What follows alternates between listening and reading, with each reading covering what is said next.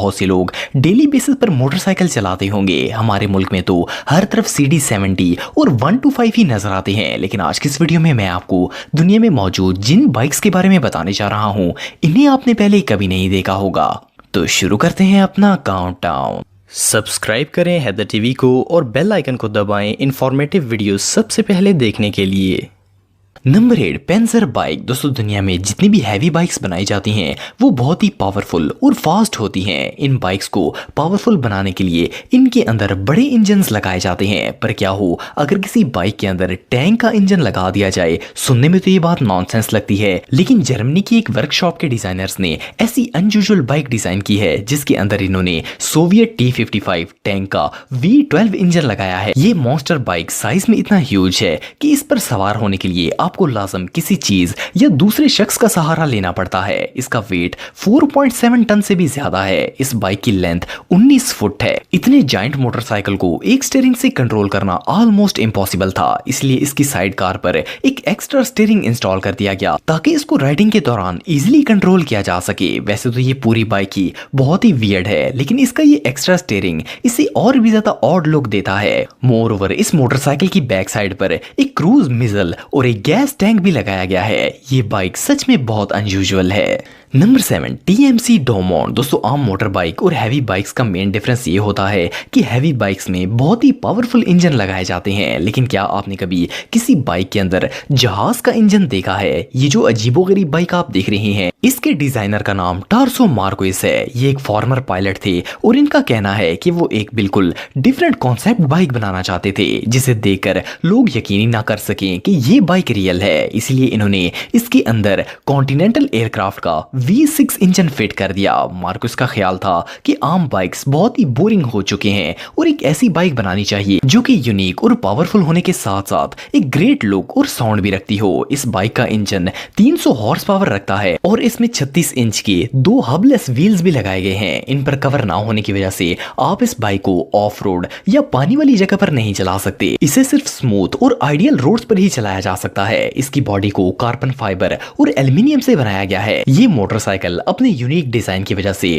ڈایٹونا bike festival میں بہت سے ایوارڈز بھی جیت چکا ہے۔ یہ سچ میں بہت ریئر ہے۔ Number 6 ونڈی cycle. دوستو عام طور پر موٹر بائکس کا استعمال رش والی جگہوں سے ایزیلی گزرنے کے لیے کیا جاتا ہے، کیونکہ بائکس تنگ راستوں سے بھی آسانی سے گزر جاتے ہیں اور اس کی مدد سے بہت سا ٹائم سیو کیا جا سکتا ہے۔ اگر ہیوی بائکس کی بات کی جائے تو ان میں آئے دن نئے اور یونیک ماڈلز ریلیز کیے جاتے ہیں جو کسٹمرز کو اپنی طرف اٹریکٹ کر سکیں اور ان پر رائڈ کرنے کا دل چاہتا ہے۔ لیکن یہ جو بائک آپ دیکھ رہے ہیں اس کا ڈیزائن اتنا عجیب و غریب ہے کہ کوئی بھی اسے چلانا پسند نہیں کرے گا۔ فرسٹ گلاس میں ایسا لگتا ہے جیسے یہ صرف ایک شو پیس ہے، لیکن یہ ایک فلی فنکشنل کسٹم بائک ہے جسے کوئی بھی چلا سکتا ہے۔ اس بائک کو ایک بالکل یونیک کانسیپٹ پر ڈیزائن کیا گیا ہے۔ اس کے ڈیزائنرز نے اپنے کام کو ایک فینٹیسی کا نام دیا ہے۔ انہوں نے اس بائک کو 3 سر والے مونسٹر کو مائنڈ میں رکھ کر ڈیزائن کیا ہے۔ اس کی ایک اور انیوژل بات یہ ہے کہ اس کے اندر ایک کار کی سیٹ بھی لگائی گئی ہے جو کہ اسے اور زیادہ آڈ بناتی ہے۔ سوچنے کی بات یہ ہے کہ یہ موٹر سائیکل ٹرن کیسے ہوتا ہوگا۔ بہرحال جو بھی ہو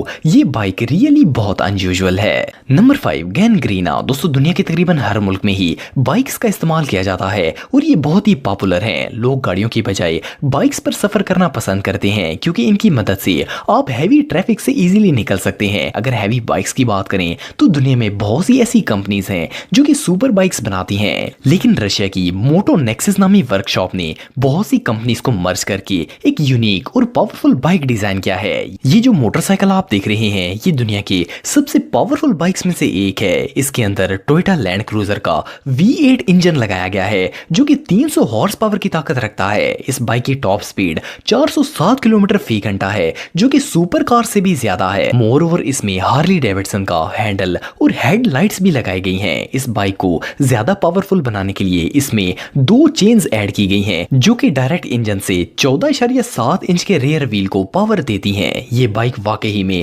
سپر بائکس کا امیزنگ مکسچر ہے۔ نمبر 4 پیٹ 1000۔ دوستو سپر بائکس ہر بندے کی فیوریٹ ہوتی ہیں اور انہیں چلانا سب کو ہی پسند ہوتا ہے۔ عام طور پر ہیوی بائکس کے اندر 2 ٹائرز لگائے جاتے ہیں، لیکن کیا آپ نے کبھی 5 ٹائر والا ہیوی بائک دیکھا ہے؟ یہ جو بائک آپ دیکھ رہے ہیں اسے رشین ڈیزائنرز نے بنایا ہے اور انہوں نے اسے بیٹ مین کی بائک سے انسپائر ہو کر ڈیزائن کیا ہے۔ اس इसकी बेस सुजुकी TL1000 मॉडल से ली गई है और इसकी सीट के अंदर हाइड्रोलिक मैकेनिज्म लगाया गया है जिसकी मदद से इसे 2 सीट्स में ट्रांसफॉर्म किया जा सकता है। इस बाइक की बैक पर 4 जबकि फ्रंट पर एक जायंट व्हील लगाया गया है और इन व्हील्स के अंदर बैटमैन के साइन वाला स्पिनर भी मौजूद होता है जो इन्हें बहुत ही कूल लुक देता है। ये बाइक बैटमैन के पॉड की तरह फ्लाई तो नहीं कर सकती लेकिन इसकी स्पीड 0 से 100 किलोमीटर तक सिर्फ 5 सेकंड में पहुंच जाती है। ये बाइक रियली मास्टरपीस है। Number 3 Yamaha motor ride. दोस्तों आप सबने इलेक्ट्रॉनिक बाइक्स के बारे में तो सुना होगा। ये बाइक्स बैटरी से चलती हैं